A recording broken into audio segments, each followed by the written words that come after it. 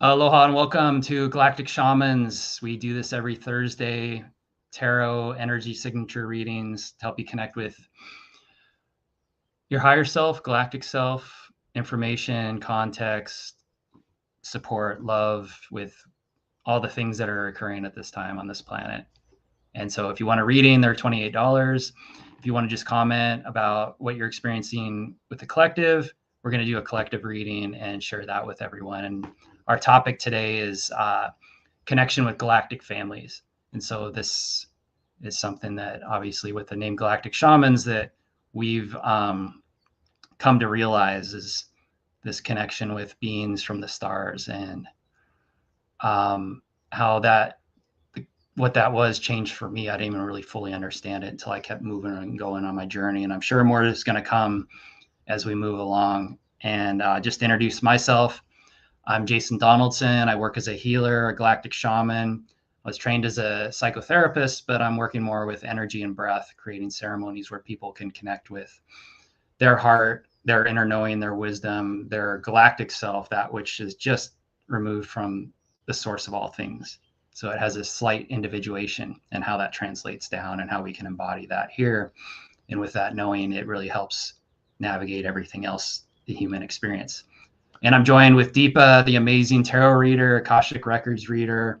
She also does spirit communication, light language, and really enjoy this collaboration with her because she's just such a great tarot reader and human being and lovely person. So it's great to co-create in this way. And I'll hand it over to you, Deepa, in case there's anything I missed or anything you want to expand on with what you offer with your modalities and what have you. Thank you. I'm excited about this session today. I think we're just having more technical difficulties. Real quick, Jason, I don't think we're showing up on YouTube, so maybe we should just check in with that really quick. Okay, yeah, go ahead. I'll check too on my side. Yeah, okay, thanks. Because yeah, it wasn't really working when I tried to put in my info.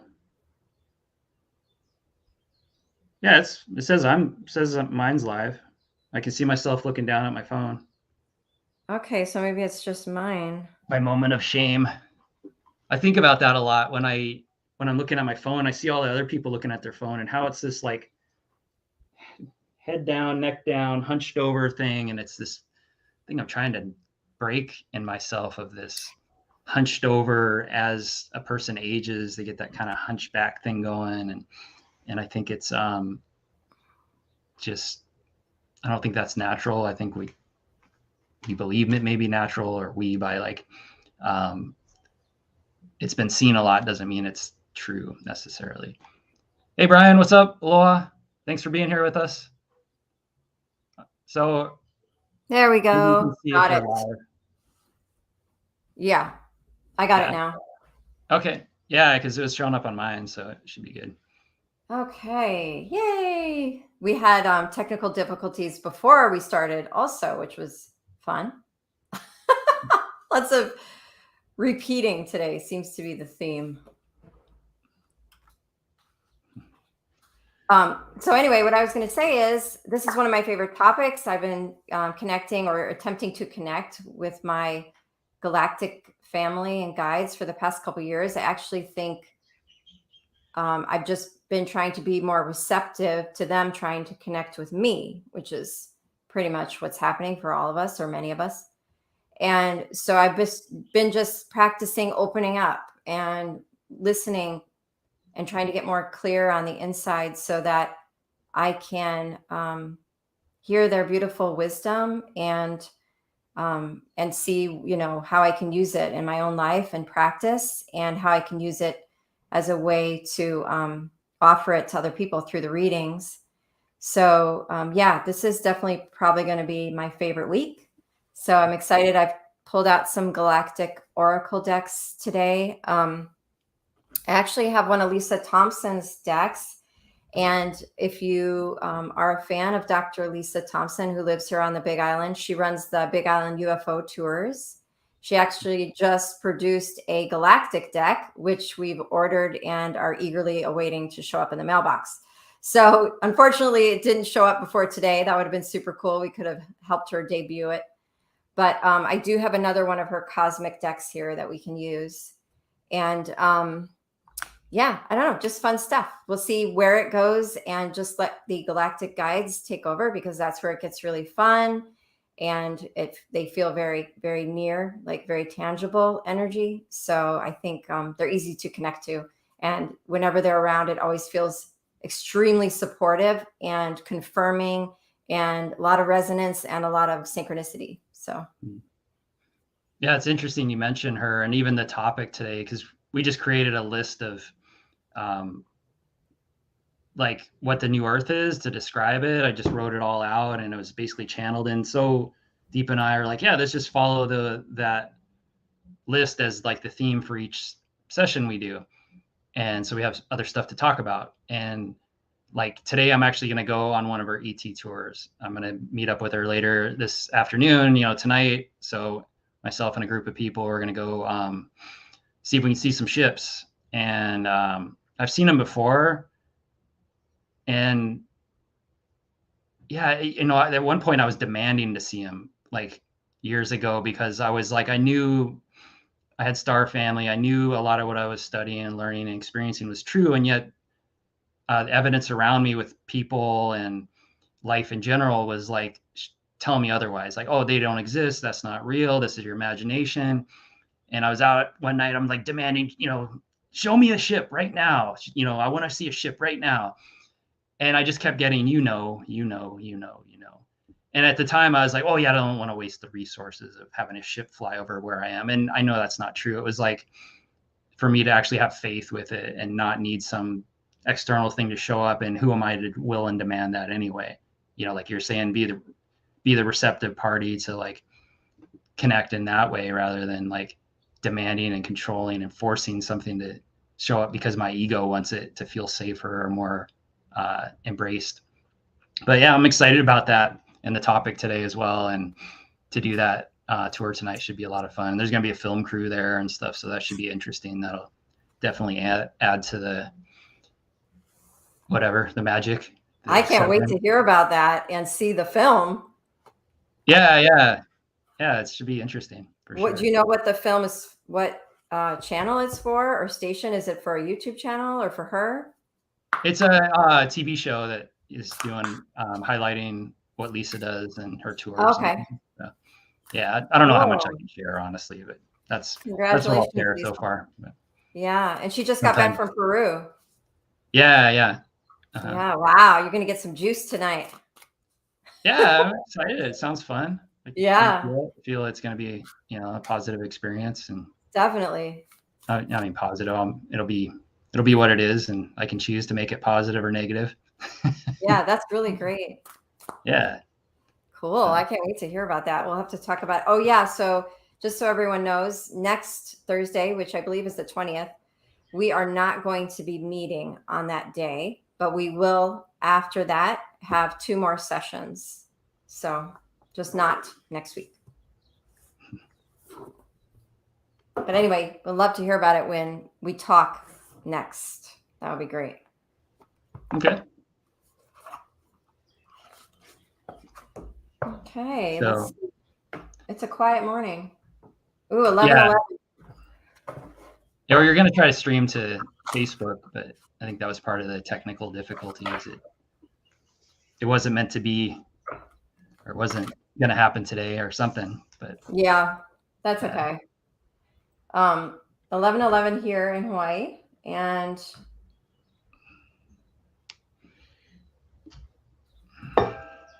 okay. So, do we want to do? Do you want to talk about something else before we do the collective reading? Like we could. Which one do you want to do first? Or we could talk about some stories with.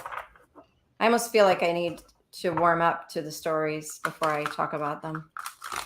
Warm up to the stories? Yeah, because it wasn't premeditated, unfortunately. So I'm hoping they start to bubble up as I go through the cards. Oh, yeah. Yeah, I think it's good. It just comes up naturally. I'll share one of mine then if okay, yeah. Bring up something for you. Okay. Like the the group I'm working with the most are the Syrians, which, you have the pyramids behind me. I'm working with something called Sekhem energy, which is the first energy. It's called, basically means the power of powers. And it's what essentially created life and the planet and everything. As Mott pulled away chaos, this Sekhem energy came in and created what we're experiencing here. And I have my perspectives on that as well. And how I even got into this, because I never heard of that. I heard of Reiki, and I did my own form of like energy work and implant removals and being able to remove things from people's bodies. That Galactic Shaman I connected with did some sessions on me, and he's like, you can do this too. And I'm like, really? Seems weird. I'm not going to do that. And here I am doing it now in a more public way. And so anyway, I was open to this world and to this information, but Egypt never really felt comfortable to me. I connected with other lifetimes. I've seen them. And whenever I felt into Egypt, it was like there was a resonance there, but it felt like kind of dark and almost like some shame there, or like something I didn't really want to look at. And as I was doing my morning practice one morning, I was doing like Qigong and yoga and stretching and stuff. Anubis showed up off to the side, and I felt his presence, and I could almost kind of see him. I felt the presence there, and I was like, oh, this is Anubis. And that happened a couple of times. And then I'd get a massage from a friend of mine that's really, he was with me in Egypt. In fact, he's very psychic and tuned in. And he was like, Anubis showed up today, and this is what he had to tell you. And this continued, and I had some experiences with dreams. And because I was a part of an ascension community previously, I was a mentor in this community and learned a lot about the galactics and the Orion Wars, the Electric Wars, and all the stuff that transpired. And also the information about Egypt and how that energy was used for black magic, and to this day is still used in that way, although it's not as strong, because the veils are lifting, and it's starting to be seen that I can't perpetuate something on another without it coming back at me much, much quicker. And so that's a little bit of a tangent, but there was this use of this energy in ways, and there's two beings in particular I had a hard time coming and meeting with and listening to, because I held these ideas of what they were. And I see this in our society where someone's labeled a narcissist, and so they see them as there's something wrong with them, and they're an a-hole, and you can't change them or anything. And really, I see like someone that's a child that's upset, and they're using these ways to get what they want, to feel important, to try to control things. And if we see them as just a narcissist, that's all we ever see. We don't see like that wounded child and potentially be able to navigate it with more empowerment rather than victimization. Not that that's always happening with that dynamic, but I see it quite often. And so I had to work with these beings that were showing up. And that's when I found my teacher, Juliet, that introduced me to the Sekhem energy and took me down this path of working with this energy and the initiations. It's different from Reiki because we go through initiations. It's not so much just an attunement. You're going on a guided journey. You're meeting with the material. You're meeting with these energies, these archetypal cosmic energies, getting messages, gifts, and insights from them. And that grows and builds our energy in order to be a channel. And so that's one example of like my galactic families, the Syrians. And I also have a dragon connection, which I could get into later maybe. They showed up first, actually. They're like badass and had my back when I needed them, kind of thing. So so with the Syrians, that's my connection with them. And then I can feel, as I meditate and tune in, the messages that come through. And it's amazing how it'd be very clear sometimes who it is. And kind of like, the difference between your mom and your dad, the difference between your friend Jim and your sister, Miley or whatever. It's like it's subtle, but it's different. And so it's more than imagination. It's a receptivity and a feeling and knowing sense that comes forth. So that's one of my stories. I don't know if anything came through you could relate or resonate with that, Deepa. Yeah, definitely. So I guess I'll just make a long story short, just so I can give you a couple bullet points. But basically, when it was the year 2020. And for me, it was like my big wake up year. And I started getting like a felt sense or a knowing, like you're talking about, to put a tarot table in my room so I could start reading tarot again. And had been like, quite a few years since I read tarot cards. But I was like, I always loved tarot. So I was like, okay. So anyway, I started on this personal journey of, and educational journey of relearning all these different ways of divination. And in the process, it's really fun to get readings in return. So as you're learning about all these ways of divining and strengthening your own intuitive and psychic abilities and opening up to your multidimensional self, you're also wanting to see other people do it. And so I was getting readings all the time. I was trading for readings. So one of the first readings that I got was from Jai Gobind, and she is on YouTube, and she's an astrologer. And she had just started doing starseed astrology, where you could see what kind of star families you were connected to through your birth chart. And she had learned how to do this. And so I signed up. And what she does with these, because there's so much information, I don't know if she still does it this way. I was actually her very first reading she ever did. She told me that. So I don't know if she still does it this way, but there's so much information for her to process and think through and figure out for you that she actually does the recording by herself.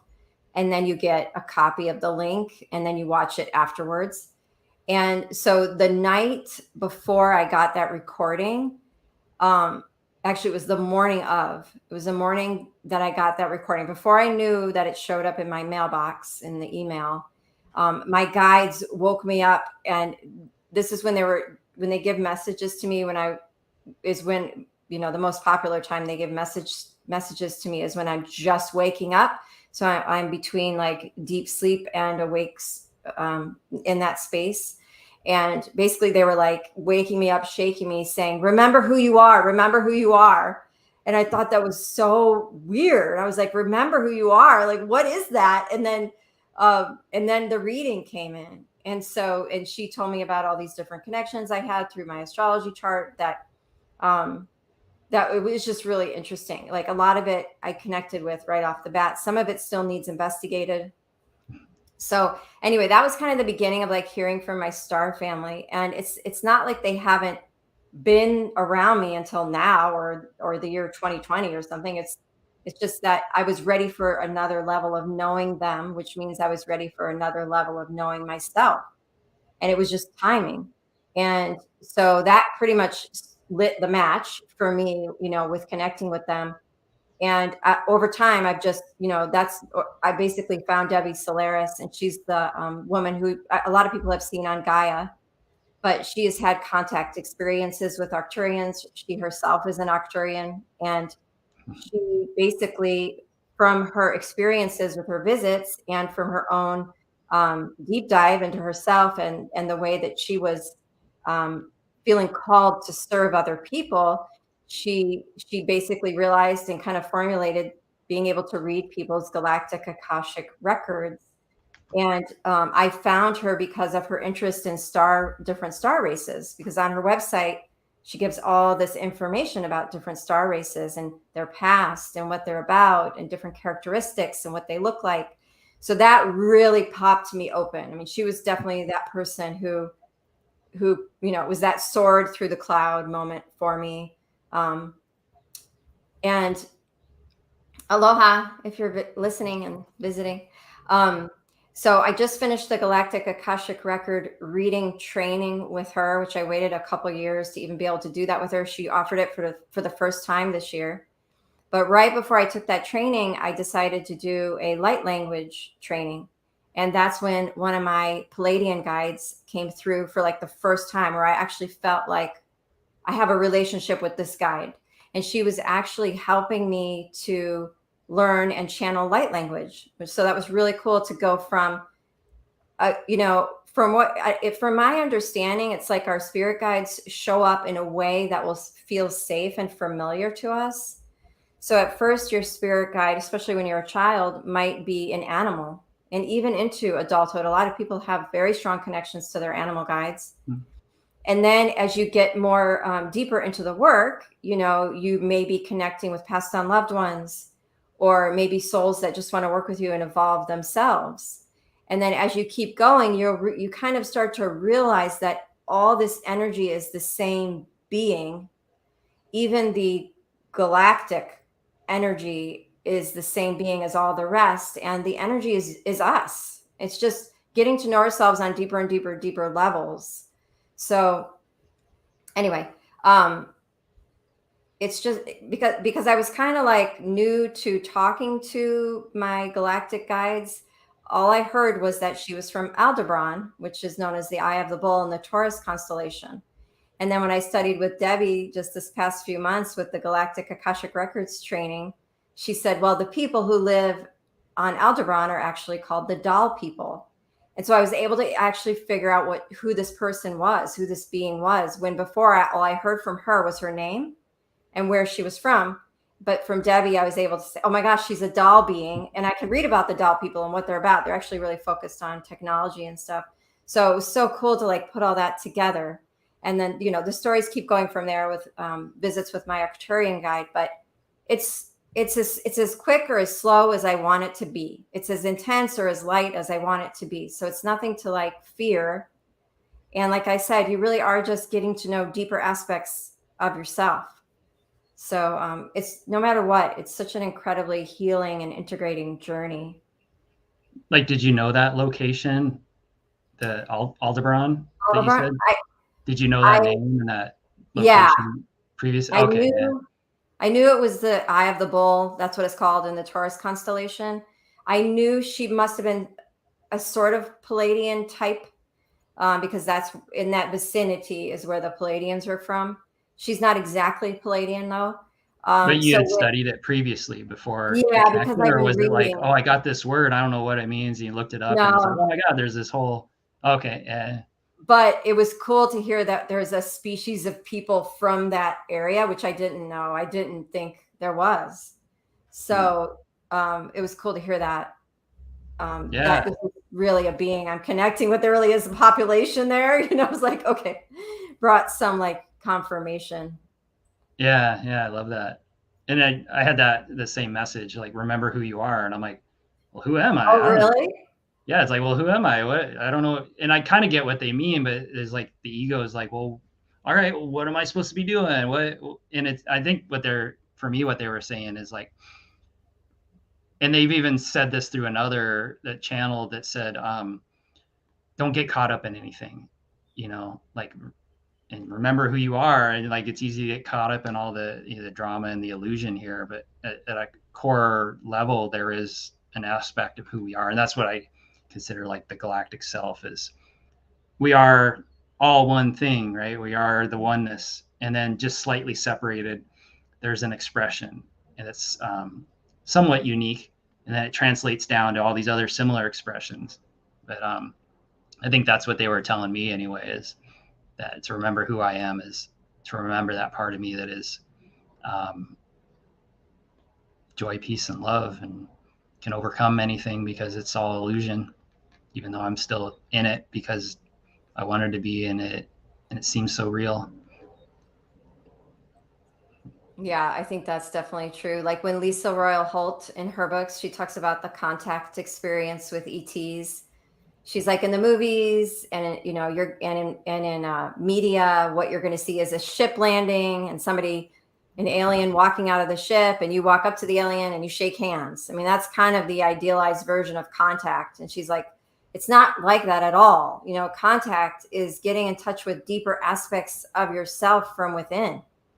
And it's such a like mind twist, because you start to realize that in order to have contact with these beings who are at higher dimensional frequencies, we have to raise our own frequency, which means we've got to work on those things inside of ourselves that aren't integrated yet. Like, what parts of my shadow am I not loving or recognizing, or parts of myself? And so in contact, you're faced with yourself. You know, it's not a reaching out for someone else to save you. It really is a reaching within to try to find more of your own natural wholeness and natural state. Like you said, we are being, consciousness, and bliss. It's just we forgot, so we're remembering with every moment more and more of who we naturally are, not who we were fed to believe we are. Yeah, the remembering is such a key word lately. It's like, when Osiris was killed by his brother Set multiple times, and finally he had to like cut him into pieces and spread him everywhere. And then Isis, Anubis, and Nephthys went and found all the pieces and put them back together. They're remembering, and like his member was missing, but they fashioned something, and then they were able to, Isis was able to conceive Horus, and then Horus was like kind of like the Christ type figure that brought balance and stability and the higher unity consciousness to a land that was being ruled by someone that was, you could call a narcissist, that was focused more on the negative things and what he didn't have and what he thought he deserved, rather than appreciation for what is there and being able to see more. And I think that's the journey we're all on, is like, can I surrender and feel what's there and accept it and be with it, so that it can shift and change into the very thing I've been longing for, which is the paradox, is this emotion that seems so overwhelming and so horrible, and I need to drink it away, or I need to go for a run to get rid of it, or I need to watch a movie, or I need to find a healer or a shaman or somebody, or do some ayahuasca, and then everything's going to be better. But it's like, no, it just keeps coming back, and to be integrated, and we get that power and that wholeness once again. And it's kind of raw for a while. It's been my experience. It's like you invite the child to come back, and it's on your lap, and you're walking out into the world, and there's this vulnerability, like, I need to protect them, and it's like, no, it'll be fine, because we're not going to beat up on him anymore, or her, when something happens. And I think that was what my process was, is I was, beating up on my kid, basically my internal kid that was like upset and scared. I'm like, don't be scared. Don't let them see that. Don't let anybody see that, or they're going to get more of it. And now it's like, you know what? It's okay. It's okay if someone sees me like not super confident and strong and projecting this strength out. And really that turns people off. They see right through it. But I didn't know that, And so coming to Hawaii helped me learn like strength, masculine strength in a feminine way. Like the energy is very like feminine here, but it's strong. It's really strong. And you see it in the people that have lived here and have embodied the aloha and the grounding and the, like the ocean, very soft and embracing, but also like very strong. And like, yeah, you don't push, you don't try to dominate, because you can't. Yeah. So that's been my metaphor. experience anyway, is integration at its finest. It's integrating the heart. And there's still stuff that comes up because we're human. Yeah, I really liked what you said in the beginning about being careful not to like someone's a narcissist in your life, and then you just label them as such, and you don't really see what else is going on, like what happened to them. Like I can easily relate to that because of my dad. I could easily call him a narcissist or a sociopath or something like that. But if I didn't peel back the layers and investigate and ask questions to see what actually was going on in his childhood and the way he grew up, I would be missing parts of my ancestral story, parts of my history, and where we even came from after we got off the boat from Italy, and what life was like as an immigrant in the United States, and trying to make it, trying to live in a different country, not knowing the language. What are your survival skills that you're taking on? So if I just labeled him and walked away and blamed him for all my pain and suffering, I would be missing a massive part of my history and my ancestry. And, the story goes on from there. Well, what about his dad and his mom? And, and further and further. And I still have yet to go deep back into Italy, at least on that side of the family. My family is mostly Italian. So there's a piece of it that's Hungarian. But if I were to investigate anything first, it would definitely be the Italian side of things, because that's a huge chunk of it. You don't want to miss pieces of yourself in an effort to like shun off. I don't know if the word is shun, responsibility for taking care of your own needs and stuff, just because you want to blame someone, because it's the learned way. It's the learned way out is to blame somebody else for our problems.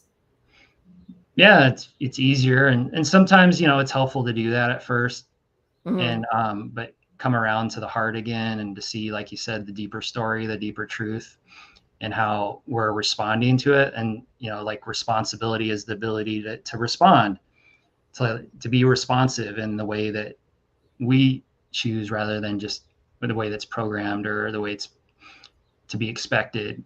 And there's always someone there to support that reaction that goes with what's to be expected. Like when someone dies, everyone expects you to be sad and upset. And when you're not, they're kind of like, what's wrong? Or, it's almost like you're suspect or something. And sometimes that's true too, if we're not like letting ourselves feel what's there. But other times it's like, we just know the deeper truth, like, oh, they're not really gone.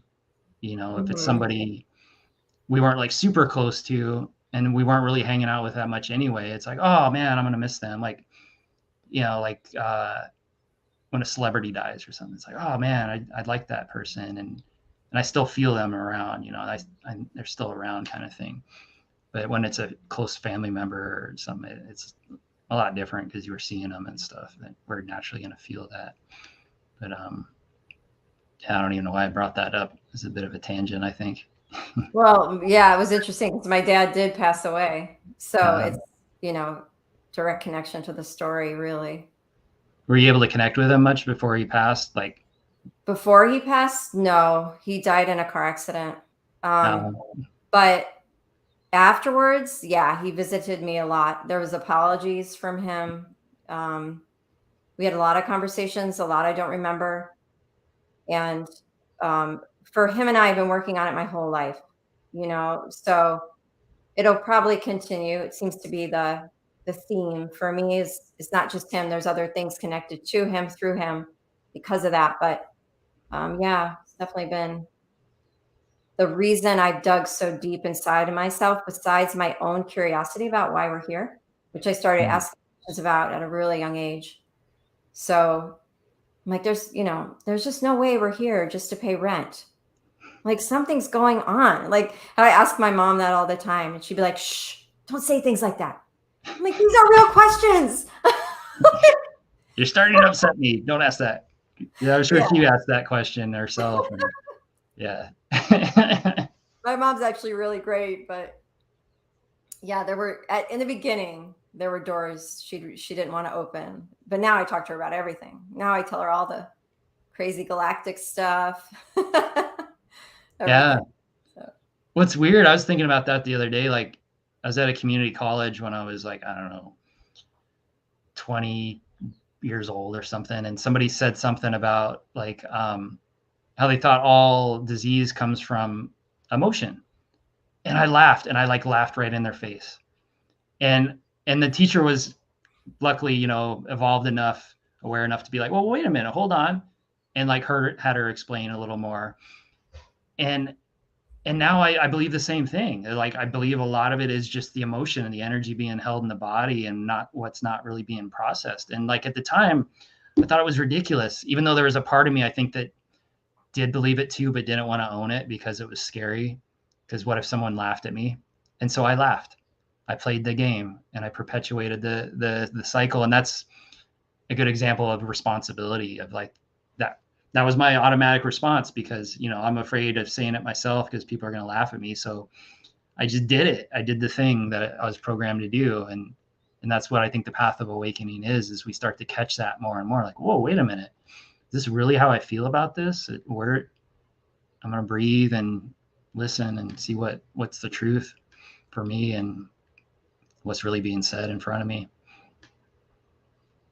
Hey, Jacqueline. I love that, Jacqueline. That is so cool. And so with your dad, I love that, because it reminds me of like when I first started my journey, I wanted to connect with my grandfather. And so I was meditating a lot, and I was always reaching, trying to connect with him. And I never really did. At some point I did get some connection with him, but it sent me on this journey, and I started connecting with other ancestors and other like spirit guides and experiences and past lives. And um, so it's cool to see what the catalyst is in our lives to send us down that path, you know. So it sounds like your dad was that for you in a way. Oh yeah. Yeah. As soon as because I was only 14 when I lost him. So after I got through like the confusion of high school, um, I just went on a journey of self-discovery, and he was the thing that I was always trying to integrate and understand. And I was always trying to forgive him. Like, it was this effort, I was always trying to like let it go and get the anger out. And, I pretty much picked up every self-help book I could to process, hike to the top of mountains, scream out all my stuff, all that kind of thing,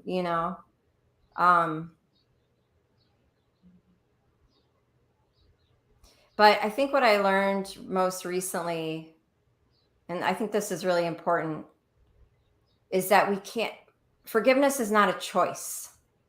And it's often taught to us like it is a choice. Forgiveness is actually the byproduct of your healing. So when you start to heal those wounds inside that are maybe flagged with needing forgiveness, and those wounds start to heal and mend on a deep subconscious level, and you start to integrate, forgiveness is a byproduct of the result of that healing. And it just happens. You just release it all. You just let go. And so that's why people definitely shouldn't be forced to forgive, and no one should ask you to forgive, because it just comes naturally when it's time. It's one of those things on its own time. You can't just do it.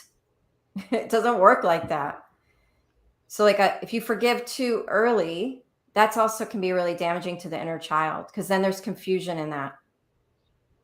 So that was interesting piece of the puzzle, which I just got since 2020 was when the real deep stuff started coming up again.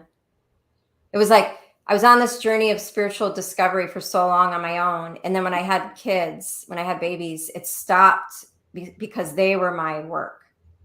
And then when they got old enough for me to start focusing more on myself again, that was 2020 for me. It kicked up the dial turned up loud again on myself, because we were out of baby mode. We were out of toddler mode. They knew how to eat. They knew how to walk. They could go to the bathroom, like all that stuff they could handle. And then the focus was brought back onto me. And that's when the real deep healing started, the real deep shadow work. Oh no. It's coming. The wave. Yeah. Well, I always like the quote about forgiveness, that it's the gift we give ourselves. And it's not even forgiving the action, it's forgiving the person. But like we can, the action's something different. And I think it's good to discern, differentiate the two. Is like, I was talking to a friend about this, and he feels like, everybody should be free to do whatever they want. There shouldn't be rules or anything, kind of like anarchists in a sense. But, if you see a 2-year-old with a machete, you're going to be like, whoa, bro, let me get that from you. And here's something, you give them something else instead, and they might be a little upset, but it's like, this is a machete, and it's a 2-year-old. And so like, there's certain cases where I think it is good to have somebody watching out for us. And I think it's gone too far in our society in a lot of places. Like, oh, we're trying to help you. We're trying to protect you. And, meanwhile, we can't breathe. And like, there's something going on in our body now that we didn't really know about before, since something happened. And it's like, quit trying to protect me, let me do what I want. And yeah, if I'm about to fall off a cliff or something, maybe that's my choice to fall off that cliff. But if you see it, like, maybe be like, hey, there's a cliff right there. Put up a sign, don't make it where I can't even go towards the cliff.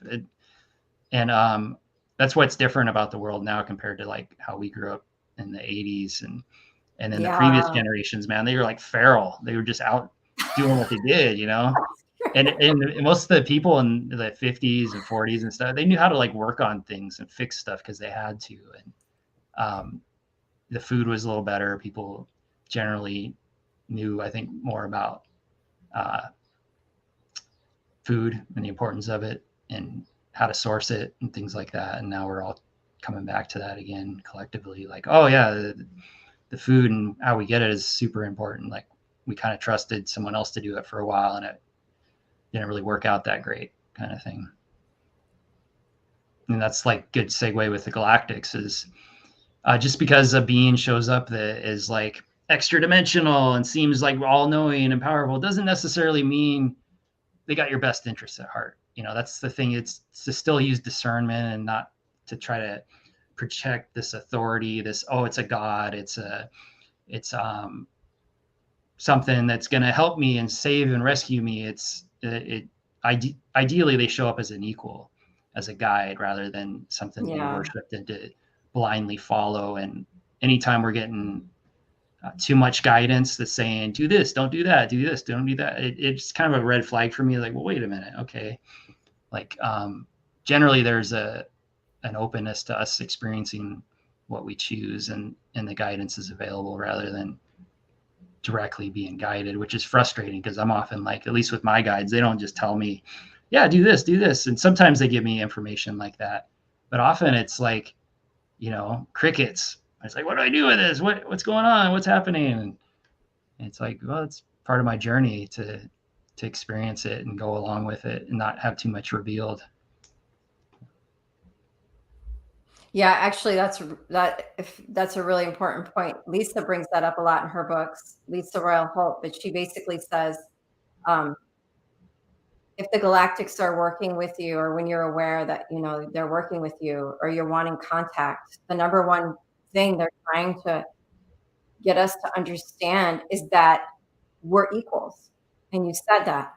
And they want us to be empowered. They want us to be sovereign. They want us to have a co-creative relationship. What they're saying is we're still treating them as our parents. They're not our parents. They're not an authority figure. Basically, they're just helping us on the evolutionary path, just like they had to do as they were ascending. And one of the ways that we raise our own vibration and frequency is by becoming empowered, by understanding ourselves, by being clear with our boundaries, by learning how to be sovereign, and the ability to make our own decisions and use our own discernment. It's not about giving our power up to them, not at all, ever. In fact, the thing they emphasize the most is the reason there's still a lot of fear. It's almost like they're looked at as parental figures or authority figures. So people are fearing, what will they do to me? When again, that goes back to like movies and media and the way it's portrayed. They're portrayed through those channels. Yeah, because there's a lot of like power there, and we haven't always had a good experience with those that have power and how they wield it. Yeah. And so anytime someone's willing to share it means a lot, you know, when they're not making it about them and they have the opportunity to take advantage and they don't. And so like in the therapeutic world, a lot of training around what you do and don't do with clients. And it can be rather restrictive, but there's certain things, generally everybody can agree with, is like, you don't sleep with your clients, you know, and even if it's been 2 years, they say don't ever have a relationship with your clients, because there's been like a power differential that's created there just naturally. And especially in that industry, it's kind of set up that way because you have credentials and everything else and you're going for the help. But in any teacher relationship and any kind of like, even going to these ceremonies that people lead, there's this projection of like, oh, this is the person, and look how many people follow them, and they know so much, and they know way more than me, or whatever comes up, and they're just so great. You know, celebrity's a good example of that too. But it's just people, and they don't necessarily know any more or less than us, and so it's always refreshing when you see someone in power that's going to share that and treat you as an equal rather than a subordinate, or needing you to be a certain way for them. And, you know, that's again, the narcissist thing will need you to be a certain way for them to feel comfortable. And that's our indication, like, oh, okay, maybe this isn't something I want to stay with, and start setting boundaries and see what happens with that person. And noticing what it brings up in us as we set those boundaries. Same with like energetic beings and energies around us. As we set boundaries and breathe, how is that responded with? What comes at us after that? And because it's all there for our healing and our growth. And I think there's a lot of need for ego discernment, like what's in our head and what's actually happening from our heart, from a place of presence. And that's a lot of what we talked about in the ascension community I was in, was negative ego discernment. What is the ego, and how to tell if we're in it, which is usually this: I'm better than, I'm less than, I know more, these people need my help. Anelia Benz, do you remember Anelia Benz? She's still around, of course, not as public anymore, but she shared that the bifurcation that's happening is the result of a group that wanted it to continue this power over others dynamic, where it was actually everyone wanted to ascend, even the ones that were kind of like feeling stuck or lost in darkness or whatever. They're like, yeah, this all ascend together.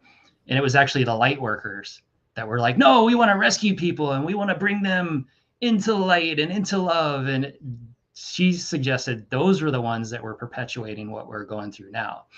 Like, because they wanted to rescue and they wanted to be the hero and they wanted to, use their powers and everything, which I totally resonate with. I'm sure I was there too at one point, and I still kind of like that. Like, oh, I need to do this. I need to help this person. But if they're not asking for it, and if it's feeling like, oh, I'm wasting my gifts. Or there was a woman I met recently that I went and saw the Sound of Freedom movie, and it was emotional, and I took it as an opportunity to like help transmute what's going on in the world, as this movie brings more awareness to the importance of like dealing with this in a different way, so we can stop this abuse of innocence.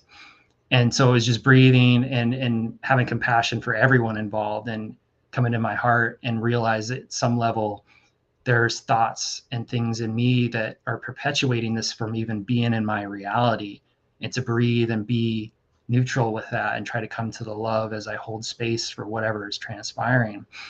And it wasn't easy necessarily, and I cried and I got upset, and as I was leaving, there was a woman that was pretty upset, and she's crying a little, not real bad, but I went over to her. I was like, can I give you a hug? Are you doing okay? And she's like, yeah, that'd be great. So I give her a hug, and we talked for a little while, and then I walked out to the car with her, and she was saying how she had all this pain in her belly, and like, it was this like tension, and it was hurting. And I was like, I was thinking I have the same thing. I've been going through that for years, because I've been holding my emotions.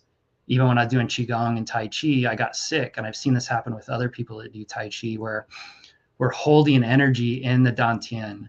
It's not really flowing. Our form looks really good, and we can even get to a level of mastery. And this one guy I know was competing, but he got really sick too. And I got sick and I had to quit for a while.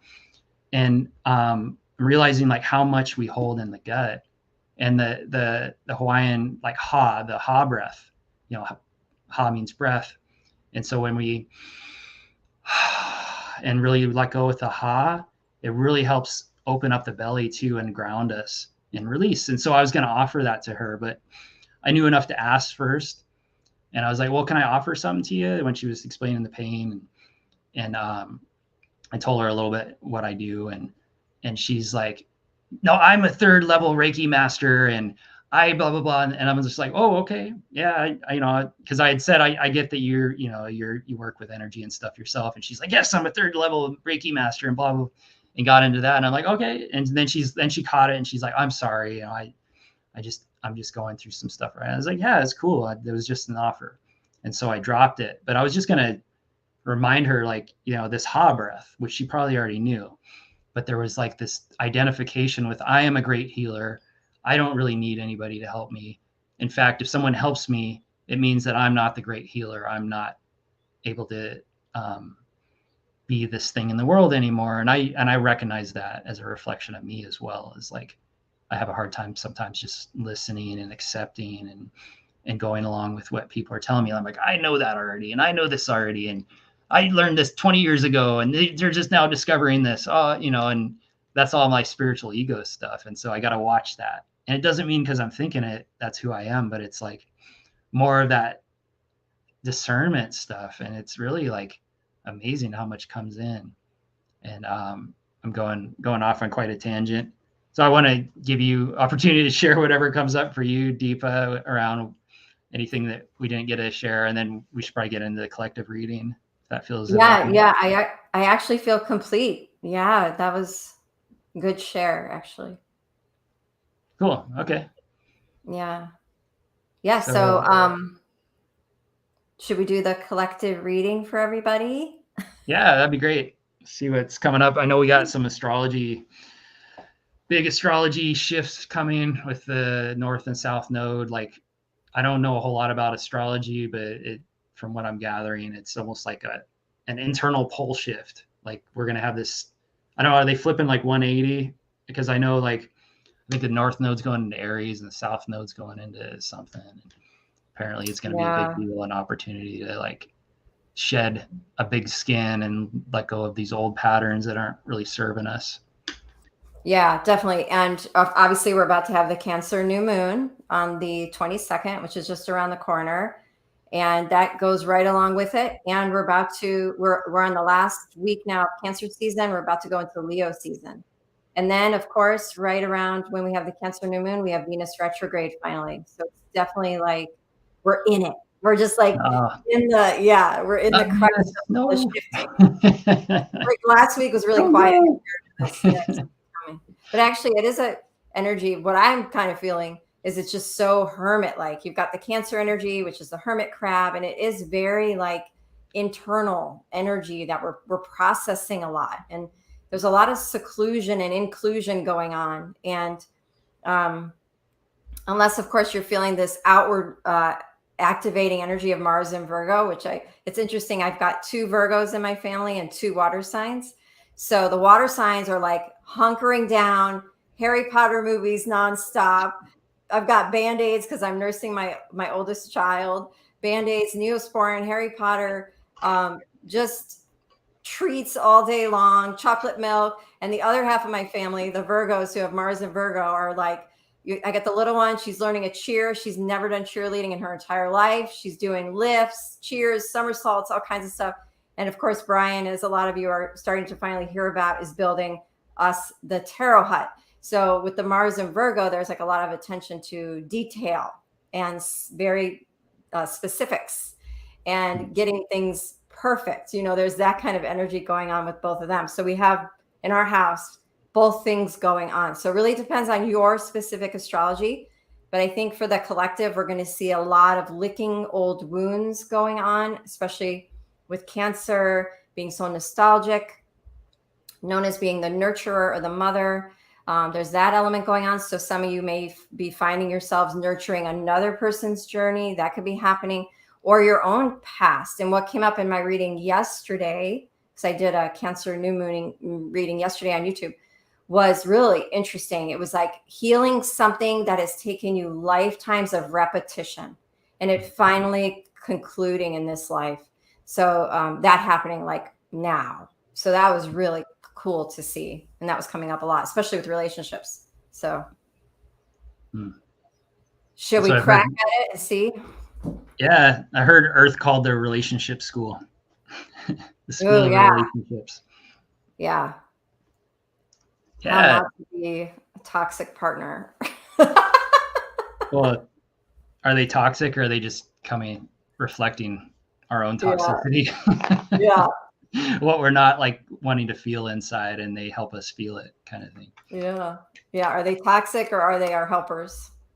Well, that's the thing is, whenever I meet someone that starts telling me how toxic their exes are and this and that, like being a single guy and I meet someone, it hasn't happened as much now, but when they're like kind of bad mouthing their ex all the time, I'm like, that's like a big red flag for me, that maybe it's not the ex's fault entirely, that there's some other stuff going on there. And especially if it's the same, I don't know why this keeps showing up. And it's like, well, I probably do, but yeah.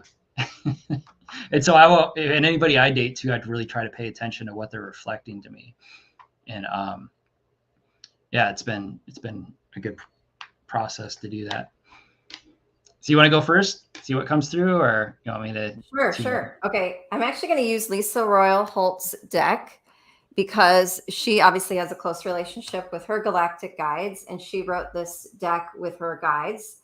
It's called Galactic Heritage Cards. But what's cool about this deck is that it tells us the roots of the wounds that we're working with. So, and sometimes it can be really helpful to know the deep roots of something so that we can really understand it on a new level and be inspired to integrate it and to understand it and to digest it in new ways. So let me see right now for the collective what's coming up from our star ancestry, since our topic today is galactic families. Wow, of course, that's so interesting. I hope you guys can see this, but if you can't, it says number 25, which is a 7, but it says alone time. And this is Vega, and it says present. Okay, so with her deck, it'll either say past, present, or future. She also has parallel in here. But it is referring to the time the species was in as they were ascending. So first era is when they were really young, like the mentality of children is kind of how she puts it. The second era is when they were starting to heal and integrate and starting to wake up slowly. And that means present. And this says present. So this is very synonymous with where we're at as Earth, ascending from 3D to 5D, or what she calls third density to fourth density consciousness.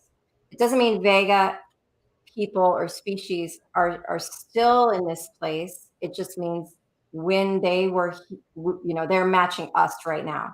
Where we're at as a growing and evolving Earth is what this card is referring to, when they were in the same place and growing through the same growing pains as we are right now. So this says alone time number 25.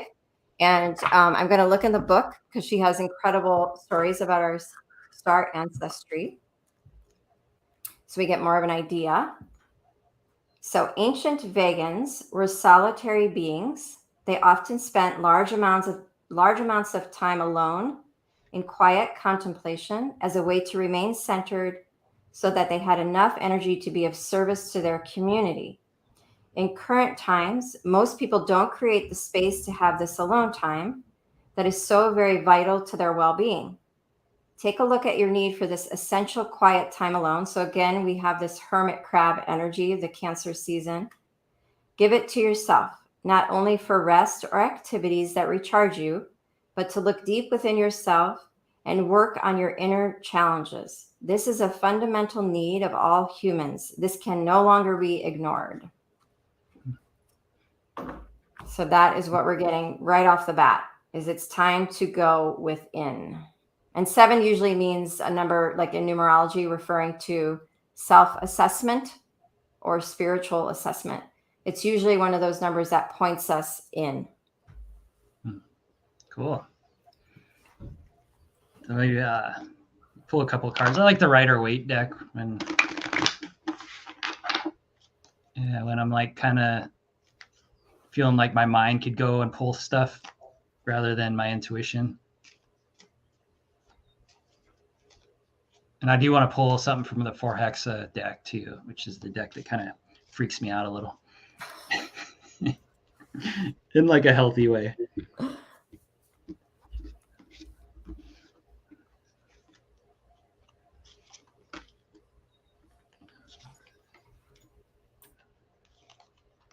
All right, sweet, cool. So that helps. So I asked, what's the truth about what we need to know about what's going on the planet at this moment? And I got the devil reversed. So the lesser energy of the devil. And I'm reading this as like a liberation. Like if you were to turn this card upside down, the chains fall off the neck of the humans there, because the chains are always loose. It's just this perceived hell that we're in, this perceived domination and control. And so also the 6 of Cups, which to me always represents like that childhood energy, the experiences from the past, like you were talking about, maybe many lifetimes with this experience. and how things have played out. And I didn't always like that card when I was doing my 24-hour spread years ago when I was pulling tarot all the time. Because I had so much in my childhood that I didn't enjoy. There was some good stuff, but there was a lot I just really did not enjoy. And that goes along with that devil and this idea that I was being oppressed and people were taking advantage of me. And a lot of it was my perception, but there was a truth to it. And then the King of Pentacles, which to me represents our own authority. Like as we do this work, as the chains fall off and we see the devil for what it is, and we reclaim our childhood in a sense, our ability to be innocence, in the world and to enjoy life and to have that sovereignty, to have that freedom to do as we choose, as we see fit, to have the resources. And that golden scepter, this was gifted to me by Thoth. And Thoth is one of the beings I had a hard time connecting with at first, because a lot of his information and energy has been used to manipulate humans straight out. That's basically what has been happening. And but he gifted me, I worked through that and I saw it's how I meet him, how I approach the Naturu, how I work with these energies in my heart. And they tested me because they wanted to make sure I wasn't going to do that stuff in this lifetime, because other lifetimes I'd played that game and it wasn't to be done again. And I don't really want to anyway, because I see it for what it is. But he gifted me this golden scepter for when I often feel like I'm not good enough, that no matter how hard I try, no matter how much I do, it falls flat, or people don't really acknowledge it or recognize it or see the value in it. And even like when we do these YouTube videos, maybe like 20 people see it. And that's great. I appreciate 20 people seeing it. And the people that show up is so awesome to have that love and support and that they genuinely show up. And that's what I work with, is that gratitude. But there's another part of me is like, God, when am I actually going to accomplish something in the world? And am I ever going to amount to anything? And so that's what that scepter represents, is that you are worthy, you are good enough. And so I see this, this is for the whole collective, for the whole planet. What we need to know is that, there are oppressors. There are things and energies that want to hold us down. And as we break free of that, it's opportunity to rescript our childhood, to heal the child within, and come into the king, the sovereign, the queen, and to live in the world like a child, free and happy. And I mentioned that movie that is out now that's helping to expose what's being done to innocence on this planet, and how it's not really going to be tolerated much longer. And my hope is that those that are helping to expose it don't take the power into their own hands and start saying all the other things we need to stop too, because that's not any one group's responsibility. It's a collective thing, a collective experience we want to have on this planet, where everyone is heard and acknowledged and not turned into bad people. Because that's what I feel is one of the biggest hindrances on this planet, is this is good, that's bad, those people are good, those people are bad, they need to be punished. And I'm tired of that, honestly. I mean, let's set boundaries and let's correct whatever's going on from a place of love and like the machete in a 2-year-old's hand. Let's be like, okay, you probably shouldn't have that. I'm sorry, it's upsetting, but we can't tolerate that, and not going too far with regulating everything. So that's what I'm getting. And my hope really for the future is everyone is sovereign beings, and everyone is free to be like a child and feel safe in the world, enjoy their lives.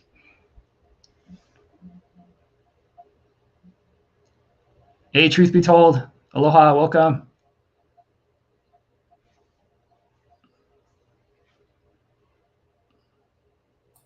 Okay, thank you. I didn't realize my mic was off. I was saying aloha also. But yeah, I love these 2 cards that we got. We actually got one that says completion, 4 of Wands. Actually looks like the Wheel of Fortune. Nice. And we got one, 4 of Pentacles, 2 4s, 4 4, and this one says power. So I love it, because you have 4 of Pentacles and 4 of Wands. We're in a really stable place. We're poised for success. Something's completing. we're ready to move forward toward our next goals. We're integrating the past life lessons, even in this life, not just past lives, all past experiences in this current life. And the spread that they gave me, which I'm going to just speak like the vegans, the spread that the vegans gave me is all reversed. All of it is reversed, because what they're trying to say is it's time to go within and reflect on how we've given our power away, what it taught us, the valuable lessons, where we still have some attachments in that way, or energy leaks, or attachments to who we used to be even through it, and how it was holding us in a certain place we're ready to shed, unlock ourselves from, so that we can move forward into that new adventure. And this is just the time where we go within and we get some new puzzle pieces, and it comes to culmination so that we can move forward and start working towards something new for ourselves. So that's what I got from the tarot deck. I was going to pull some guidance cards from the Galactics, but if you want to go, Jason. No, if you're feeling it, go ahead. I'll get this deck set up that I was going to pull a card from. Let's use Lisa's deck. Let's see. It's called Connection to the Cosmos. And she has some fun cards in here. Let's see what comes out.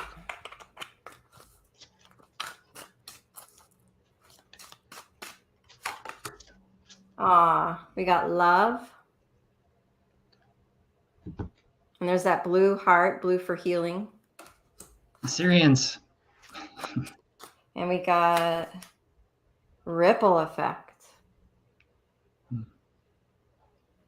I love that. What a great combo. Yeah. Yeah. And it's like, you know how they say when we work on our own shadow, we're healing our ancestry? Feels like that. Yeah. Yeah. As the sun radiating out, right? That energy. That's where it all started. And so that's the same with like witnessing everything and choosing love, and it starts to shift everything around us. You know, it's like I was believing there was evil in the world, therefore I saw it. Therefore I experienced it. Therefore I perpetuated it, not even really knowing that. Yeah. Sorry, I lost my train of thought, but oh, sorry. No, that's okay. I can keep pulling or feel free. Okay. I'm just going to keep shuffling. Yeah, I'll pull one of the 4 hexa. And so this deck was gifted to me by a friend that lives up in Washington State. Oh, this is kind of backwards. And it's very like elemental, nature, kingdom. And 4 hexa means like spells in Sweden.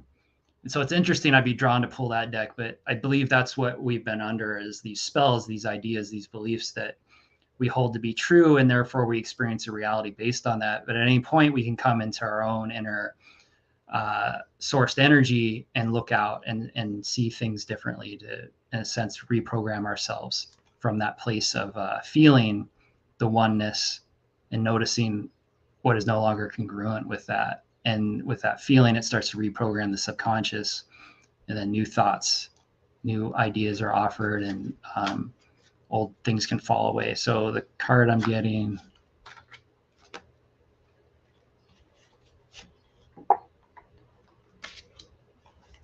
Elder of Earth. And you can see she's got like horns and stuff. She's like a nature spirit, and you see the white energy rising up, the white light.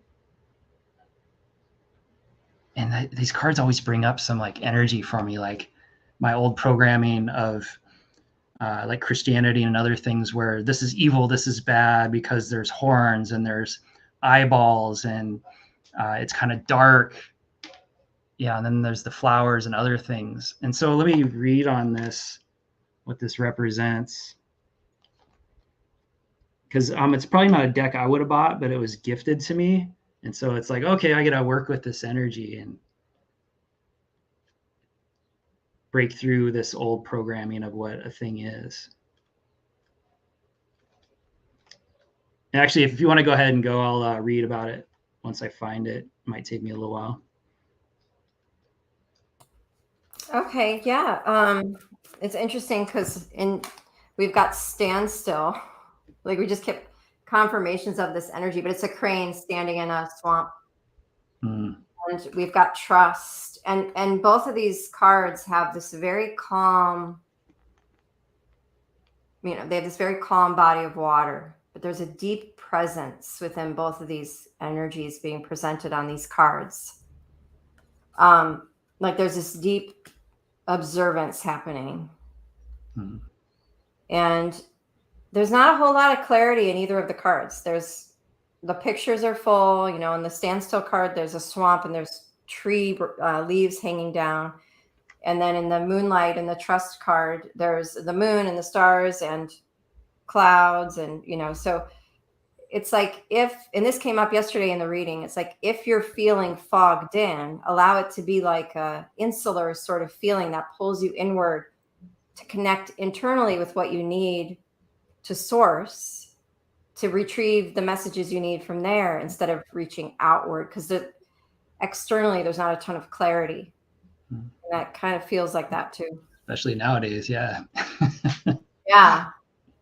The internet's a good example. It used to be you can get on the internet and dig up and find some interesting stuff. Now it's just like, it's hard to discern it anymore. There's so much, and so much of it's conflicting.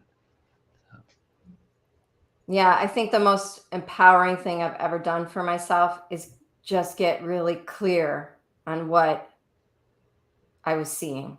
Because I think there was so much confusion had because of my wounding or my perceived wounding. It was making everything else really hard to see clearly. And then when I finally started integrating these pieces of myself, then I started clearing my lens, and then I knew what I was looking at. Yeah, exactly. That's why I wanted to pull from this deck, because the card looks rather intense, but then when you read about it, under the ground, the elder of the earth works its magic, and out from its hands, nourishing roots extend, connecting all living plant life on the earth. It is the elder's energy that promotes growth and encourages a solid foundation of support. The elder of earth is not a passive, no. This is a creature actively engaged in the planet's success. Where roots are thin, where growth is lacking, this powerful fairy being brings everything it can muster to assist. The elder's knowledge of the land is vast, and whether it be a mighty redwood tree or a frost-bitten crocus in need, it will be there ready to help. The elder of earth offers reliable, supportive energy that is not afraid of stepping into the role of philanthropist. The elder asks that you focus your energy less on what is lacking and more on how you build it up. Sure, there may be some missing pieces or gaps, but you have what it takes to fill those in. When you are generous with your resources, you expand your potential and new opportunities have a chance to grow. When our attention solely focuses on everything we lack, we create a block that prevents abundance or financial gains. In adversity, the elder of earth finds opportunities for greater success. During the reading, the elder of earth may appear as someone who will enter your life as a source of financial support or a situation that bestows a generous gift. Be aware of the energy you project at this time. Are you attracting or resisting help? Wow, this is like exactly all the stuff we were talking about. The elder of earth may also signal that it is your time to help someone in need. When you share your resources without restrictions or expectations for a return, your vibration rises and sends a message to the universe that you are capable of allowing abundance to flow to you and through you. And that's like aloha. Is like aloha just does like love. You just give. You don't want anything back. You give because you want to, and more just naturally will come from that energy. And even like the story I mentioned about Set in ancient Egypt, how he was focused on what he didn't have and what was owed to him and everything that was wrong in his life rather than what was good, so he could see and experience more. And yeah, that's cool. I don't know how that landed on you, Deepa. Yeah, I know, that was perfect. Actually, we got Isis too. Oh, right. Awesome. Yeah, and it actually says that exact thing: Earth Star activation, anchoring, grounded action, Isis energy. Yeah, I wanna feel into that for a minute. Let me see.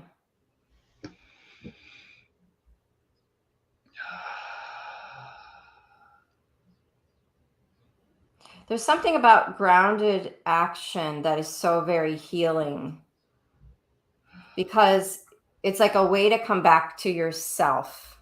You know, if you're taking action on things that aren't ready, or you're trying to speed ahead and skip steps, there's some part of you that's sort of displaced or externalized, whereas you're only interested in what you know is right for that very moment, that very next best step. To me, that's like grounded action, and that's an acknowledgement of where you are right now. You're literally saying, okay, this is where I'm at, and this is where I need to step from, instead of feeling like it's okay to skip steps and move ahead just to feel like I'm getting to the goal that much quicker, or because I'm feeling impatient, or because I'm wanting more right now, or my ego is wanting more. So I feel like the anchoring energy and the grounded action can be really healing. Yeah, that's where all healing happens. Everything happens, right? Is in the now moment when we're grounded and present. And if we're going into the future, that's not the present. That's the ego. That's the mind. And yeah, and it's so interesting because a person can think they're present and in the now moment, but we're really not a lot of times. And it's yeah, because I can feel I'm not fully present right now. I can feel there is a level of presence, but there's a part of me that's like, oh, what do I talk about next? And that is a part of me that's like, oh, I feel all this excitement and this energy, and that's why I just close my eyes and just breathe for a little while to slow down and ground. And so I agree, absolutely. That's, I think, going to be crucial for everyone, is for us to like use our practice of how we come present and grounding, especially like barefoot on the earth. The earthing is super helpful. And that ha breath, that just everything falls down and falls away, and the embrace of the mother, of the very gravity, letting us let go what no longer serves, the density, the tightness, the tension, and the smile and the new. Let go. Because me, it's always right in the gut, right in the belly. So much tightness.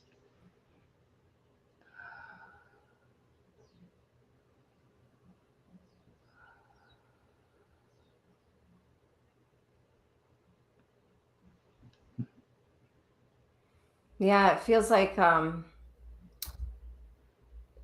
we do that, we just like so easily slip into the realization that there's nowhere to go. You know, and that we're comfortable being right here, right now. Yeah.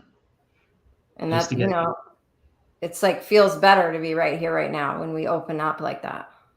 Mm-hmm. Yeah, I used to get that where I'd have so much anxiety about something I was going to go do, because I had, basically what they call social anxiety, where I was avoiding people. I didn't want to be around people. And a lot of it was I was avoiding myself. I didn't want to feel what I felt in relation to others and all that. And I had to come to terms with it, but it was like there'd be so much anxiety, so much projection into the future, that when I just like would meditate, it was such a relief. It was like, oh my God, I'm here right now. Nothing bad is happening. I don't know what's going to happen next, but like right now, everything's great. It's just, it's amazing. It's wonderful. And we can live like that. And truth be told, said, yes, the earth is full of healing energies. Yeah. We can like tap into it and dance with it. We don't have to draw and suck it dry and, it's like blending and flowing with it. And then more is there for everyone. And we have everything we need here. The ocean, the mountains, the grass, the trees, the birds that are singing their heart out every morning and every evening. I don't know if there's anywhere on the planet there's not birds, like maybe in Antarctica, where it's really cold. But like even in war, I think there would be times when you would still hear the birds, like when the fighting stopped and the bombing was over, there would still be maybe birds around, and it would be like a reminder. Yeah, so the grass is amazing. As a little boy, I loved playing in it, messing up school clothes, itching, but it felt good. Absolutely. I remember rolling down grass hills. That was my favorite. Yeah, even to this day, my mom has a hill behind her house, and we all get in these sleds that are for snow, but it's not snowing, and you can still like take these little circle sleds like straight down the hill. It's so fun, but it's like fast. So a couple times I like took the girls, and I was the one wimping out. Yeah. Squirrels are amazing. If you ever get a chance to watch squirrels, I mean, what the heck? I've seen some do like backflips off of trees over and over again, like little circus animals. It's crazy. Squirrels are really neat. The earth is cool. Our school is cool. Yeah, it's pretty amazing here. Okay, so do you feel complete on our collective reading, or do you want to pull anything else before we go? I feel pretty good. I'm curious to see what happens next. Like I feel like there is going to be a lot of opportunities to ground and be centered with whatever emotion comes up, whatever revealing comes up. I've been tracking this Jamie Foxx situation too. I've been kind of aware of it for a while, and I was like, what's going on? What's going on with that? It seems really confusing. Like, what is even going on? And more, it's like, I think something might come out about that soon, about what he's been experiencing. And it's just something's weird there. Yeah. And I love Ice Cube. He's going out and like doing his own thing and talking about, he's been such a great teacher when I was younger, to listen to the music and hear what he was saying and be like, wow, I had no idea. And now here he is again, man, just like leading the charge and like talking about gatekeepers and people that are, just trying to control a little too much. And it's like, let us do our thing. Let us enjoy this planet and have fun and, give people what they want. So I'm excited about the future, and I think it's going to bring up some stuff that's challenging, but ultimately it's going to lead us to somewhere that's helpful for everyone, not just a select few. Yeah, actually, on that note, if you guys have any galactic family ancestry, starseed experiences you want to share, definitely put them in the comments below. And the next show, we can talk about it together. By the way, it will not be next Thursday. We're going to cancel that day because of family arrangement. But the following week, we'll be back on. We have 2 shows left. So let's see. Integration of ancient memory will be our next show. And I think that would go great with some stories about star families and any remembering of memories you're having. It would be really cool to share. So if you guys want to chime in, feel free. Yeah. Truth Be Told was talking about Jamie as well. And that from being someone who being willing to be on camera and talk to just be distant and silent now, it definitely doesn't add up. Like, he's not camera shy. He's not gonna have difficulty with that.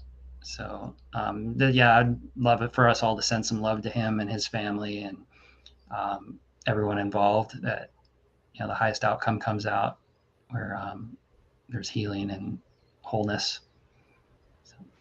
And thank you all for tuning in, and please share your stories with us. And I love that Truth Be Told was here, Brian was here, Jacqueline was here, that we had more of a discussion and interaction. So I'd love that, and see what this evolves into as we evolve together. Right, Deepa?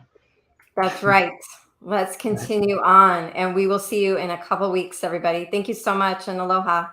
Aloha.